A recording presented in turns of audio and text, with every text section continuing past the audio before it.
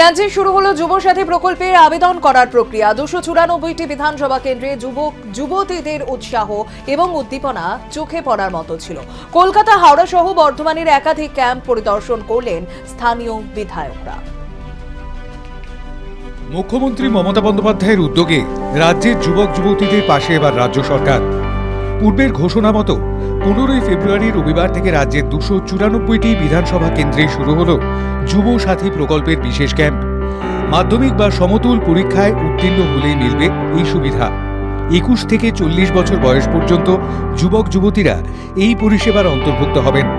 26 ফেব্রুয়ারি পর্যন্ত প্রতিদিন 10টা থেকে 5টা পর্যন্ত চলবে এই ক্যাম্প। সরকারি ছুটির দিনে বন্ধ থাকবে এই বিশেষ ক্যাম্প। রাজ্য সরকারের এই জনমুখী প্রকল্পে উপকৃত হতে পেরে খুশি আবেদনকারীরা। এটা ভালো একটা উদ্যোগ নিচ্ছেন উনি, যারা বেকার তাদের জন্য এরকম করছেন একটা, সেটাই।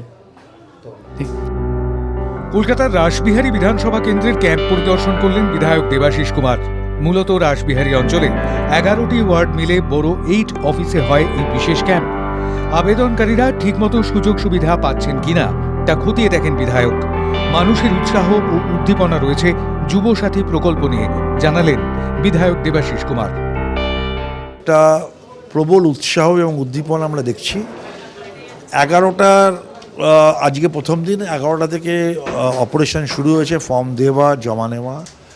আমি নিজে দেখেছি, যেহেতু আমি এখানেই থাকি, আমি সকাল 9:30 থেকে দেখছি লোক দাঁড়িয়ে আছে। আমি সাউদার্ন এভিনিউতে একটা ক্যাম্প হয়েছে, সেখানেও ছিলাম।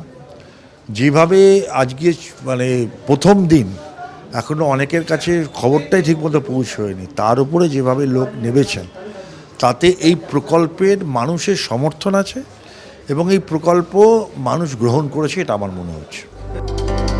শুধুমাত্র শহর কলকাতা নয়, বর্ধমানের পূর্বস্থলী 1 নম্বর ব্লকের বিডিও অফিসে আয়োজিত হয় এই যুব সাথী ক্যাম্পের। পরিষেবা ঠিকমতো চলছে কিনা খতিয়ে দেখেন রাজ্যের বিধায়ক তথা মন্ত্রী স্বপন দেবনাথ। অন্যদিকে হাওড়ায় ক্যাম্প পরিদর্শন করে খতিয়ে দেখেন এলাকার বিধায়ক রানা চট্টোপাধ্যায়। ব্যুরো রিপোর্ট, বাংলা জাগো।